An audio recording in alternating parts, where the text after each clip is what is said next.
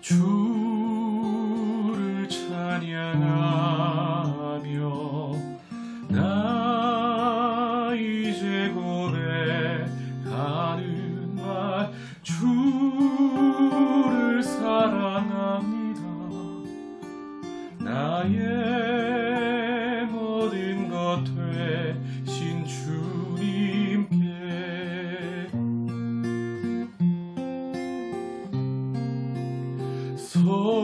손을 높이 들고 나 이제 고백하는 날 주를 사랑합니다. 오 거룩하신 주의 이름 거룩하신 주의 이름 주의 이름 높이 올리세.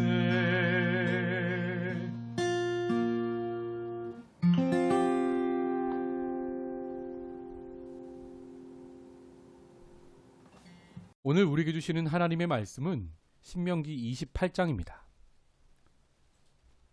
7절에서 14절의 말씀 제가 봉독합니다. 여호와께서 너를 대적하기 위해 일어난 적군들을 내 앞에서 패하게 하시리라. 그들이 한 길로 너를 치러 들어왔으나 내 앞에서 7길로 도망하리라. 여호와께서 명령하사 내 창고와 내 손으로 하는 모든 일에 복을 내리시고 내 하나님 여호와께서 내게 주시는 땅에서 내게 복을 주실 것이며 여호와께서 내게 맹세하신 대로 너를 세워 자기의 성민이 되게 하시리니 이는 내가 내 하나님 여호와의 명령을 지켜 그 길로 행할 것임이니라. 땅의 모든 백성이 여호와의 이름이 너를 위하여 불리는 것을 보고 너를 두려워하리라.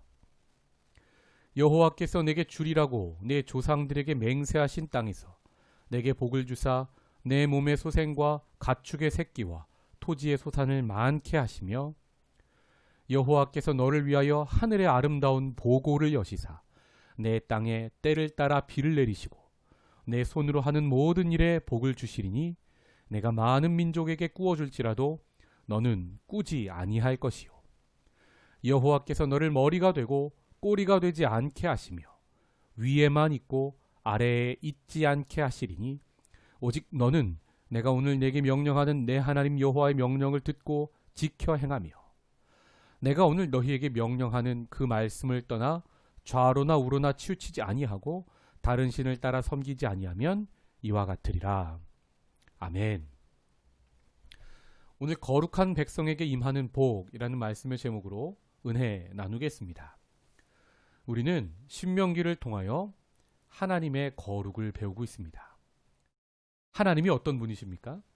거룩하신 분이십니다. 그래서 자녀된 우리가 하나님의 성품, 거룩을 담기 위해서 하나님께서는 매우 구체적으로 특별히 3500년 전 농경사회를 앞두고 있는 이제 가나안 땅에 들어가서 농사를 지어야 되는 출애굽 2세대들에게 그 시대에 맞는 복을 주시겠다 약속하고 계시는 것을 봅니다. 우리가 신명기 말씀을 처음부터 끝까지 잘 묵상해서 이 결론 부분에 있는 축복과 저주, 저주는 우리에게 경고하는 거죠. 축복은 무엇입니까? 우리를 모티베이션, 우리를 은혜의 길로 갈 때 그것을 보고 더 열심히 달려갈 수 있는 동기부여가 되는 것입니다. 그래서 우리가 이 축복의 말씀을 잘 붙잡고 하나님 말씀을 모두 지켜서 거룩을 이루어내서 우리가 복이 되는 인생 살기를 원합니다. 오늘 하나님께서는 어떤 복을 말씀하십니까? 많은데요. 원리는 간단합니다. 먼저는 그 당시는 전쟁이 있는 시대였죠. 적이 쳐들어오면 어떻게 합니까? 특별히 이스라엘 백성들은 수도 적습니다. 적이 많은 숫자로 쳐들어올 때 하나님께서는 무엇라 약속하십니까? 너희가 내 말을 잘 지키고 거룩하면 적들이 한 길로 연합군이 쳐들어오는 겁니다. 한 길로 쳐들어왔으나 너희 앞에서 7길로 도망하리라. 약속하십니다. 여러분, 실제로 사무엘상 14장의 말씀을 보시면 블레셋과 이스라엘 간에 전투가 벌어집니다. 이스라엘 백성은 3,000명이었고요. 적 블레셋은 무기 가진 자만 36,000에 일반 군인들은 해변의 모래처럼 많았다고 기록합니다. 이때 백성들이 두려워서 모두 도망을 칩니다. 그래서 남아있는 이스라엘 군의 수는 600명가량이었습니다. 이때 요나단이 이런 말을 합니다. 사무엘상 14장 6절의 말씀을 보시면 여호와의 구원은 사람이 많고 적음에 달리지 아니하였느니라. 그리고 무기 든 자와 자신 2명이서 블레셋을 칩니다. 20명가량을 무찔렀는데 갑자기 놀라운 일이 일어납니다. 이 블레셋이 이 내분이 일어나게 됩니다. 적이 어디서 쳐들어왔는지 서로 몰랐던 것 같습니다. 블레셋이 사실은 연합군이었습니다. 블레셋 군인들 중에 다수는 이스라엘의 백성이 잡혀가서 노예로 이 전투에 참여했던 사람들이 있었습니다. 그들이 들고 일어납니다. 그리고 그것을 보고 블레셋이 서로 내분이 일어난 것을 보고 도망했던 이스라엘 백성들이 합세해서 요나단과 합세해서 블레셋을 칩니다. 그래서 그날에 여호와의 구원이 이스라엘 백성에게 임하게 되는 것을 봅니다. 사무엘상 14장 말씀을 한번 묵상해 보시면 좋겠습니다.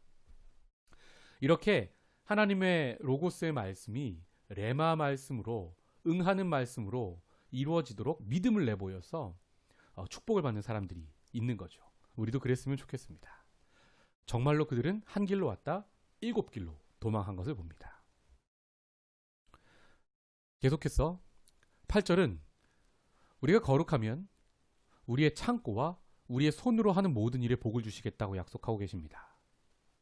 이 복은 어떤 복입니까? 창세기의 요셉을 떠올리게 하는 복을 말씀하고 있습니다. 요셉이 억울하게 노예로 팔려갔지만 보디발의 집에서 하나님께서 그와 함께 하시죠. 그러니까 요셉이 하는 일이 다 잘 되는 겁니다. 그래서 보디발이 요셉의 손에 모든 것을 맡겼다고, 총무 역할을 맡겼다고 성경은 기록하고 있습니다. 요셉이 총무를 맡자마자 요셉이 손이 닿는 모든 일들이 형통하게 되었다고 성경은 기록하고 있습니다. 바로 요셉에게 임하셨던 그 축복을 너희가 거룩해지면 다시 임하게 하시겠다고 하나님 약속하고 계시는 겁니다. 10절은 여호와의 이름이 우리를 위해 울리게 해주시겠다고 약속하십니다. 그래서 그것을 보고 땅의 모든 백성이 두려워한다고 합니다. 여기서 두려워한다는 말은요, 우리가 무슨 깡패가 돼서 두려워한다는 그런 부정적인 의미가 아니라요, 어마어마한 존재감이 있는 거죠. 그래서 우리를 우러러 보게 된다는 겁니다. 11절은 우리 몸의 소생, 자녀가 잘 되는 거죠.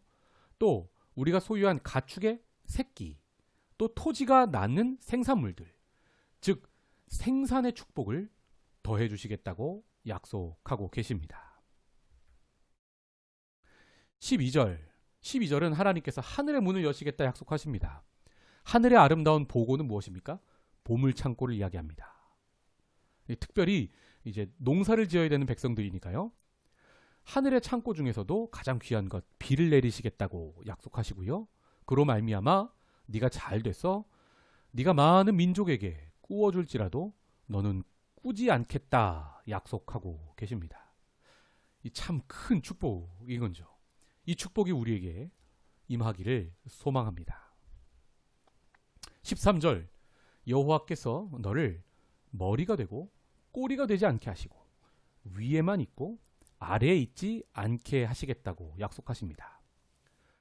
여러분, 이걸 보면요, 우리가 무슨 꼭 높은 사람이 되어야 되어야 할 것 같고 누군가를 지배해야 할 것 같은데 그런 뜻이 아닙니다. 성경에서 머리된 자는 의무가 있습니다. 섬길 의무가 있는 것입니다. 창세기에서도 하나님 리브가의 뱃속에 2명의 자녀가 있을 때 이런 말씀을 하시죠. 큰 자가 작은 자를 섬기리라. 여러분, 높은 자는 낮은 자를 섬기는 겁니다. 큰 자는 작은 자를 섬기는 겁니다. 바로 예수 그리스도의 마음이 바로 그것이죠. 시편 133편은 높은 자리에 있는 자들이 어떻게 낮은 자를 섬겨야 할지를 말씀하고 계십니다. 함께 시편 133편을 찾아보겠습니다. 제가 읽겠습니다. 1절. 보라, 형제가 연합하여 동거함이 어찌 그리 선하고 아름다운고. 머리에 있는 보배로운 기름이, 머리에 있는 기름이 하나님께서 기름 부으신 축복이죠. 수염 곧 아론의 수염에 흘러서 중간까지 내려오죠. 그의 옷깃까지 내림 같고 옷 끝까지 하나님의 축복이 머리된 자들을 통하여 흘러내릴 것을 말씀하십니다. 3절. 헐몬의 이슬이. 헐몬산은요, 이스라엘 저 최북단 만년설이 있는 곳입니다. 그곳에 하나님께서 내리신 눈이 녹고 녹아서 가장 낮은 곳 어디까지 임합니까? 시온의 산들의 내림 같도다. 아멘. 이렇게 하나님께서 약속하시는 복은요, 머리된 자들이 받고 자기만 이기적으로 누리는 것이 아닙니다. 머리된 자들이 아래까지 흘러내리죠. 이것이 바로 축복의 통로의 사명입니다. 머리된 자들의 사명인 거죠. 이스라엘은 머리가 꼭 되어야 했습니다. 제사장 나라니까요. 그래야 다른 민족도 잘 되니까요. 그런데 그들이 이것을 잘못 해석해서 이기적인 데 사용하였죠. 그래서 그 나라가 망했던 것을 우리가 알죠. 14절입니다. 내가 오늘 내게 명령하는 말씀을 떠나 좌로나 우로나 치우치지 아니하고 다른 신을 따라 섬기지 아니하면 이와 같으리라. 여러분, 그래서 성경은 계속 여호수아에게도 좌로나 우로나 치우치지 말고 율법을 다 지켜 행하라 말씀하십니다. 그래야 전투에 승리하고 그래야 복이 임하기 때문입니다. 오늘 약속하시는 이 복은 어떻게 임합니까? 9절의 말씀이 가장 중요합니다. 여호와께서 내게 맹세하신 대로 너를 세워 자기의 성민 거룩한 백성이 되게 하실 것이다. 하나님이 존재를 이미 그렇게 변화시켜 주셨죠. 그러면 doing은 바로 우리의 의무가 됩니다. 이는 내가 내 하나님 여호와의 명령을 지켜 그 길로 행할 것임이니라. 거룩한 백성답게 말씀에 순종합시다. 그러면 오늘 약속하신 이 풍성한 복이 우리에게 임하고 그 임한 복은 아래까지 흘러내려 모든 민족에게 은혜가 되고 축복이 될 줄 믿습니다. 기도하겠습니다. 하나님, 오늘도 축복의 말씀 주셔서 감사합니다. 이 말씀을 이기적으로 해석하지 않게 하시고 어찌하면 우리가 머리가 되어서 어찌하면 우리가 거룩한 백성이 되어서 하나님을 알지 못하는 백성 또 작은 자 하나에게까지 이 복이 임할고 고민하며 기도하며 섬길 줄 아는 그런 머리된 자들 되도록 은혜 더하여 주시옵소서. 오늘 하루 살아갑니다. 우리 손이 닿는 곳에 축복이 임하게 하시고 우리가 밟는 땅에 축복이 임하게 하시고 우리가 만나는 사람들에게 복이 임하게 하여 주시옵소서. 예수님의 이름으로 기도하옵나이다. 아멘.